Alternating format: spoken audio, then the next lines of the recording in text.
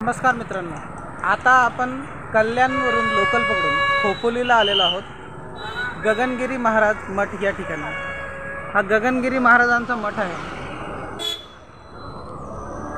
गगनगिरी महाराज हे भारतातील प्रसिद्ध साधूंपैकी एक आहे। तसेच स्वामी गगनगिरी महाराज हे नागपंथीय हठयोगी व जलतपस्वी होते व ते संपूर्ण भारतामध्ये खूप प्रसिद्ध साधू म्हणून ओळखले जातात।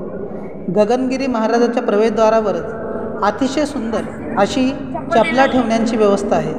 इथे 1 रुपया नाममात्र शुल्क घेऊन आपल्याला आपल्या चपला ठेवता येतात आणि नंतर आपण लाईनीमध्ये लागतो ते भोजनाच्या म्हणजेच दुपारच्या महाप्रसादाच्या लाईनीमध्ये। तिथे 20 रुपयामध्ये आपल्याला भोजन करता येते।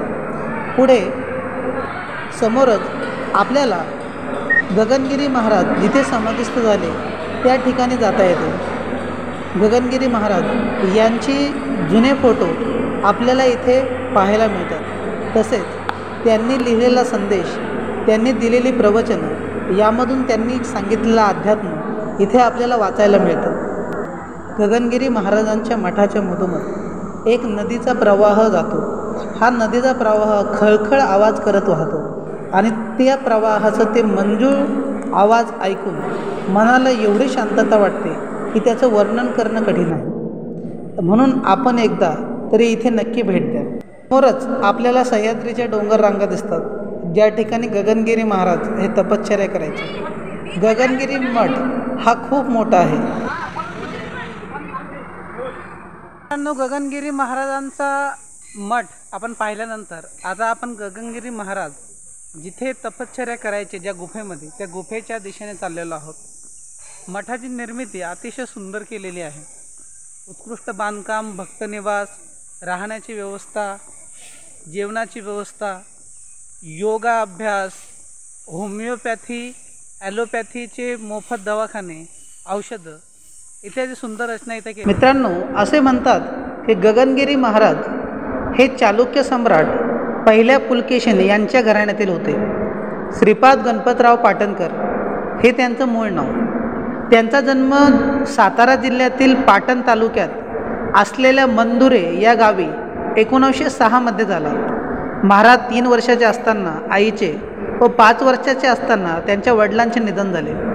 लहानपणीच आई वडिलांचे छत्र हरवल्यामुळे त्यांना ईश्वर भक्तीची ओढ लागली। 6व्या वर्षी ते घर सोडून नाथ संप्रदायाच्या संपर्कात आले व त्यांनी नाथ पंथाची दीक्षा ग्रहण केली। चित्रकूट पर्वतावर त्यांची स्वामी चित्रानंद यांच्याशी भेट झाली व संपूर्ण काश्मीर, हिमाचल, सिंधू नदीचे खोरे ते त्यांच्यासोबत पायी फिरले। बद्रीनाथच्या आश्रमात त्यांना एका दिव्य साधूची भेट घडली आणि त्या साधूने त्यांच्या तोंडावर आपल्या कमंडलूतील पाणी मारून आणि कोथिंबिरीसारखा पदार्थ त्यांना खायला देऊन इथून पुढे तुला सर्व सिद्धी प्राप्त होतील असा आशीर्वाद दिला आणि तसेच सांगितले की इथून तू दक्षिणेकडे जा। तेव्हा स्वामीजी म्हणजेच गगनगिरी महाराज हे उत्तरेतून दक्षिणेकडे प्रवास करू लागले। भोपाळ येथे तलावाच्या ठिकाणी बसलेले असताना कोल्हापूरचे राजे तिथे आले होते। त्यांची आणि गगनगिरी महाराजांची सारखे भाषिक मराठी भाषिक असल्यामुळे भेट झाली आणि ते महाराज त्यांना दाजीपूर म्हणजेच महाराष्ट्रात घेऊन आले, कोल्हापूर या ठिकाणी। आणि दाजीपूर या ठिकाणी पुढे गगनगिरी महाराज जवळजवळ 12 वर्ष राहिले। तिथे त्यांनी तपश्चर्या केली। या तपश्चर्याचा अनेक अनुभव त्यांना त्या ठिकाणी आले, त्यामुळे आपली साधना सिद्ध होते आहे हे त्यांना समजले। पुढे त्यांनी भारत भ्रमण सुरूच ठेवले। भारताबरोबर नेपाळ, भूतान, मानसरोवर इत्यादी भागातही ते फिरले। सिद्धयोगी गगनगिरी महाराज यांनी रायगड जिल्ह्यातील खोपोली येथील आपल्या आश्रमामध्ये पाताळगंगा तीर्थक्षेत्री एका पर्णकुटीत 4 फेब्रुवारी 2008 रोजी पहाटे 3:30 वाजता देह ठेवला। समोरच आहे, चला जाऊया गुफेच्या दिशेने। ते सह्याद्रीचा काळा कातळ खडक आपल्याला दिसतो आहे। पाण्याची खूप सुविधा असल्याने संस्थानामार्फत तो भिजवला जातो। दुरून चालत आलेल्या भक्तगणांना इथे त्या पाण्याच्या माध्यमातून त्यांचे भाजलेले पाय धुता येतात। चला जाऊया गुफेच्या दिशेने।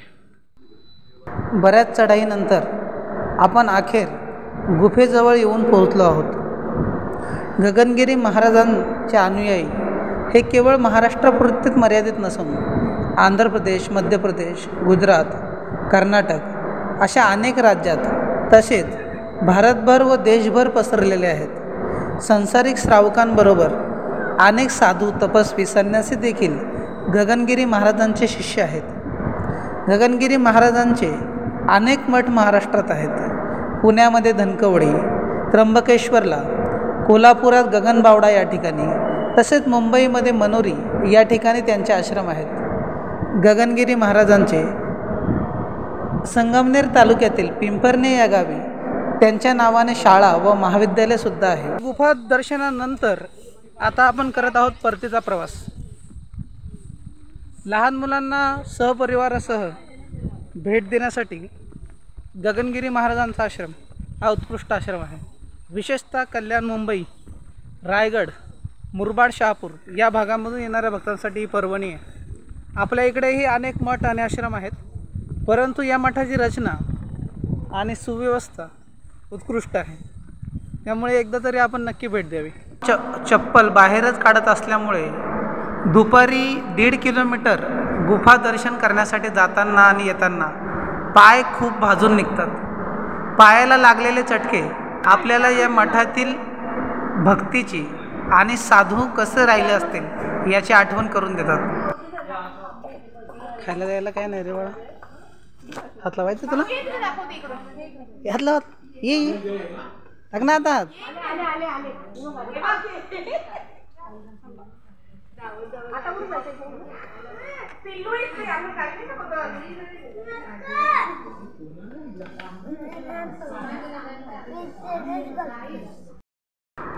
लहान लहान मुली पाय भाजत असल्यामुळे पळत आहेत। जशी लहानांची अवस्था तीच मोठ्यांची आहे। दुपारी 1.5 किलोमीटर पायी डांबरी चालल्यामुळे त्यांचे सुद्धा पाय खूप भाजलेले असतात आणि म्हणून ते सावलीचा आधार घेत घेत घेत घेत येत आहेत। हा अनुभव खूप चांगला आहे, कारण हा आपल्याला आठवण करून देतो की आपण 1.5 किलोमीटर गुफा दर्शन केलेलं आहे। कारण मागे जो दिसतो आहे तो गगनगिरी महाराज मठातील भक्त निवास आहे। भक्त निवास अतिशय भव्य दिव्य आणि 3 मजली आहे। गगनगिरी महाराजांचे भक्त हे फक्त महाराष्ट्र राज्य किंवा ठाणे जिल्ह्यापुरती मर्यादित नसून ते भारतभर पसरलेले आहेत, किंबहुना बाहेर देशात सुद्धा आहेत। आणि त्यामुळे जी मंडळी इथे या मठाला भेट देण्यासाठी येतात त्यांना राहण्याची सुविधा म्हणून इथे ही सुविधा करण्यात आलेली आहे। 3 मजली इमारत भक्त निवास म्हणून। मित्रांनो, आता ही जी रांग लागलेली आहे ती लागलेली आहे भोजनासाठी। आपण जे 20 रुपयाचं कुपन घेतलं होतं त्या कुपनावर आता इथे मिळणार आहे भोजन, म्हणजेच महाप्रसाद। चला जाऊया महाप्रसादाच्या दिशेने। तर मित्रांनो, तुम्हाला आमची ही व्हिडिओ कशी वाटली हे कमेंट करून नक्की सांगा। व्हिडिओला लाईक करा, शेअर करा आणि अजूनही चॅनल सबस्क्राईब केले नसेल तर सबस्क्राईब करा। गगनगिरी महाराज मठावर एकदा तरी नक्की भेट द्या। धन्यवाद।